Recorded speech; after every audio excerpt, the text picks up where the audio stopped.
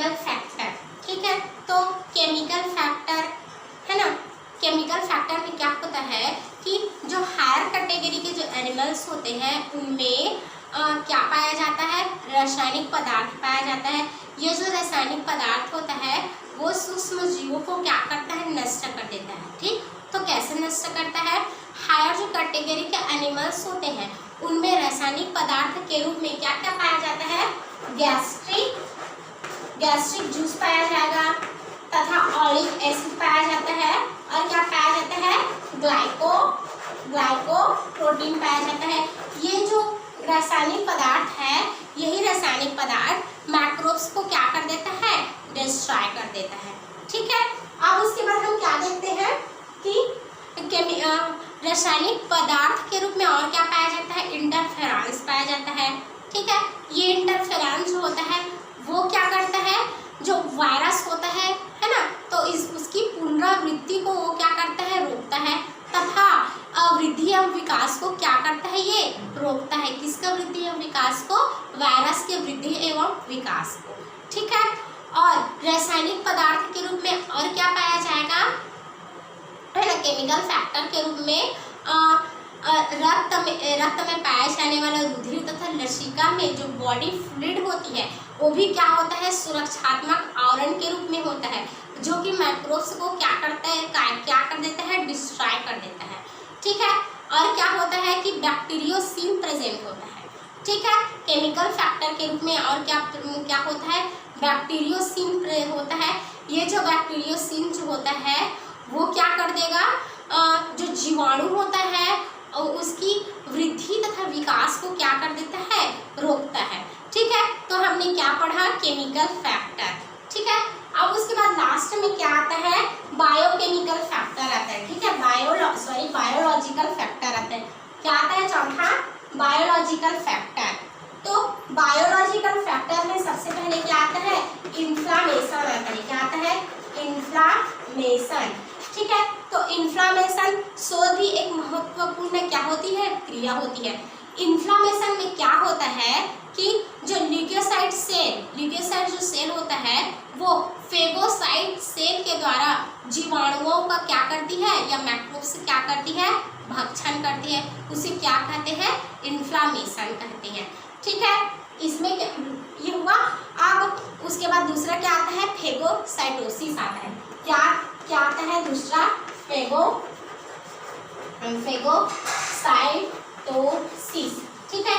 Phagocytosis, तो ये जो फेगोसाइटोसिस क्रिया होती है वो किस में पाया जाता है, फेगोसाइट सेल में पाया जाएगा।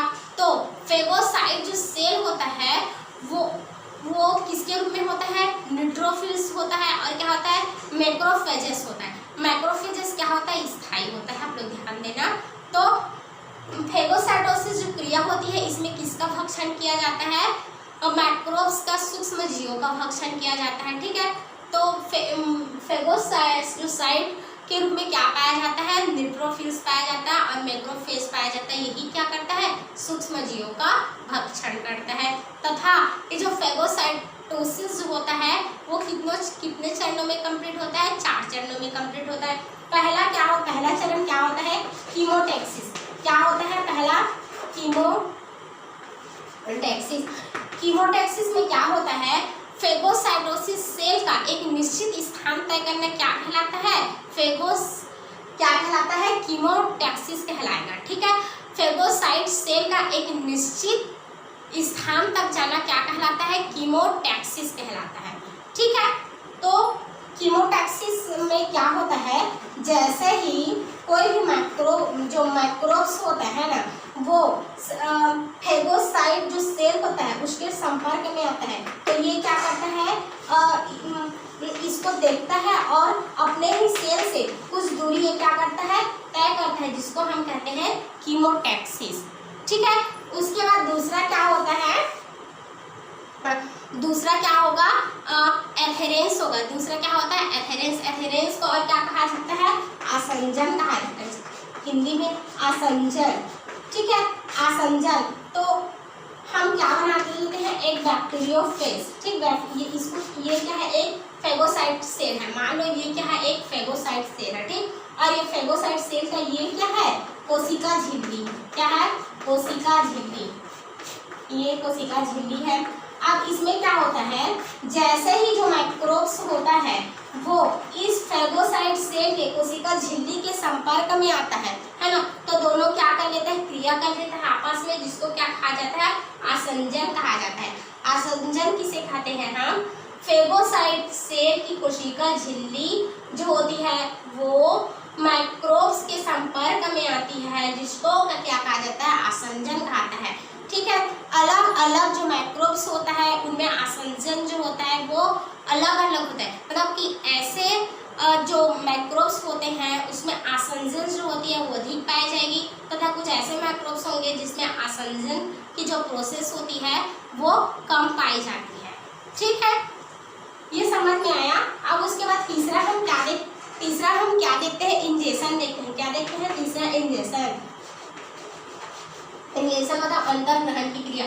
अब क्या हो गया, सबसे पहले क्या हुआ कि माइक्रोब्स को, है ना, माइक्रोब्स को देखा कीमोटैक्सिस के द्वारा फेगोसाइट जो होता है वो किसके करीब जाता है, जो माइक्रोब्स या डेड सेल है या जो क्षतिग्रस्त सेल है उसके संपर्क में जाएगा।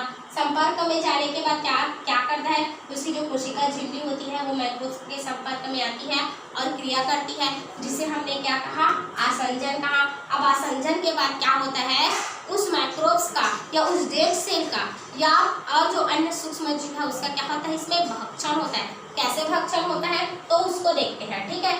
ये क्या होता है, कोशिका, ये क्या है, एक फेगोसाइट सेल का क्या है, कोशिका झिल्ली, और ये क्या हमारा माइक्रोब्स है, ठीक है। अब उसके बाद क्या होता है, इसी फेगोसाइट जो सेल की कोशिका झिल्ली होती है इसमें क्या बन जाता है,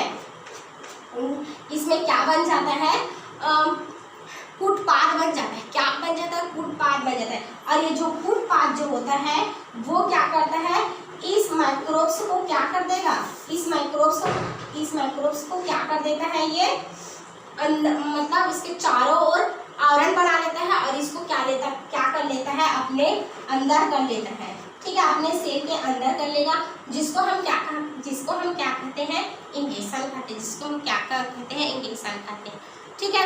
क्या होता है कि फेगोसाइट जो सेल की जो कोशिका होती है उसमें किसका निर्माण होता है, एक फुटपाथ का निर्माण होगा। ये फुटपाथ क्या करता है, जो माइक्रोब्स होता है उसको उसके चारों ओर मतलब घेराव कर लेता है। घेराव करने के बाद उसको अपने सेल के अंदर ले लेता है, ठीक है, जिसको हम क्या कहते हैं, इंजेक्शन कहते हैं। अब माइक्रोब्स जो है वो किसके अंदर आ गया, फेगोसाइट जो सेल होती है उसके अंदर आ गया। अब उसके बाद क्या होता है, इसका पाचन होता है, जिसको क्या कहते हैं, हम डाइजेशन कहते हैं। चौथा क्या होता है, डाइजेशन। अब होता है डाइजेशन। अब जो माइक्रोब्स है ना वो किसके अंदर आ गया, फेगोसाइट सेल के अंदर आ गया, ठीक है। जैसे ही अंदर आता है तो इसमें क्या पाया जाता है, फेगोसाइट जो सेल होता है उसमें क्या पाया जाता है, लाइसोसोम पाया जाता है, जिसको क्या कहते हैं, हम फेगोलाइसोसोम कहते हैं, ठीक है। इसको क्या कहेंगे, फेगोलाइसोसोम। ये जो फेगोलाइसोसोम होता है वो क्या करता है, माइक्रोब्स को पचा लेता है, ठीक है, जिसको हम क्या कहते हैं, डाइजेशन कहते हैं, ठीक है। और जो अपच्य जो पदार्थ होता है वो जो होता है वो रेसिडुअल बॉडी के रूप में, है ना, रेसिडुअल बॉडी के रूप में क्या रहता है, प्रेजेंट रहता है, ठीक है, किसमें, लाइसोसोम में, ठीक है। तो ये क्या था, डाइजेशन था। अब उसके बाद ये बायोलॉजिकल फैक्टर जो होता है वो समाप्त होता है, ठीक है। बायोलॉजिकल फैक्टर जो होता है वो किसके अंतर्गत आया था, नॉन स्पेसिफिक रेसिस्टेंस के अंतर्गत आया था। हमने क्या पढ़ा था अवरोधक के प्रकार में, कि अवरोधक जो होता है वो दो प्रकार का होता है, एक नॉन स्पेसिफिक रेसिस्टेंट होता है और एक क्या होता है, स्पेसिफिक रेसिस्टेंट होता है, ठीक। तो नॉन स्पेसिफिक रेसिस्टेंस में हमने क्या पढ़ा कि इसमें 4 अवरोधक पाया जाता है फैक्टर के रूप में होता है। जर्नल फैक्टर पढ़ा, फिजियोलॉजिकल फैक्टर पढ़ा, केमिकल फैक्टर पढ़ा, उसके बाद क्या पढ़ा, बायोलॉजिकल फैक्टर पढ़ा, ठीक है। तो बायोलॉजिकल फैक्टर जो होता है वो नॉन स्पेसिफिक रेसिस्टेंस के अंतर्गत आता है। अब उसके बाद लास्ट में क्या देखेंगे हम, स्पेसिफिक रेसिस्टेंस देखेंगे, ठीक है। तो ये जो स्पेसिफिक जो रेसिस्टेंस होता है वो प्रत्येक मनुष्य की बॉडी में अधिक मात्रा में पाई जाती है। ठीक है, मतलब प्रत्येक मनुष्य में ये स्पेसिफिक जो रेसिस्टेंस होता है वो प्रेजेंट होता है। किस रूप में प्रेजेंट होता है? एंटीजन के रूप में प्रेजेंट होगा, एंटीबॉडी के रूप में प्रेजेंट होता है और लिम्फोसाइट के रूप में प्रेजेंट होता है ना। लिम्फोसाइट जो होता है वही टी और बी लिम्फोसाइट का क्या करता है? फॉर्मेशन करेगा। और ये टी और बी लिम्फोसाइट जो होता है वो क्या करता है? बॉडी को इम्यूनिटी प्रदान करता है। ठीक है, और बॉडी में और क्या प्रेजेंट होता है? एंटीजन प्रेजेंट होता है, एंटीबॉडी प्रेजेंट होता है। ये एंटीजन व एंटीबॉडी जो होता है वो विदेशी पदार्थ जो जैसे ही बॉडी में इंटर करता है ना, हमने पढ़ा है कि विदेशी पदार्थ जैसे बॉडी में इंटर करेगा उसको पहचान लेता है, पहचानने के बाद उसको क्या क्रिया करके उसको शरीर के बाहर निकाल देता है और हमारी बॉडी में किसका फॉर्मेशन हो जाता है? रोगों के प्रति लड़ने की क्षमता यानी कि एंटीबॉडी का क्या हो जाता है? फॉर्मेशन हो जाता है और जो बॉडी होता है ना वो प्रतिरक्षित हो जाता है। ठीक है, तो इस प्रकार से हमने क्या पढ़ा? अवरोधक के प्रकार में ये सब पढ़ा। ठीक है, तो ये समझ में आप लोगों को आ गया होगा। ठीक है, नेक्स्ट वीडियो हम लोग कल पढ़ेंगे।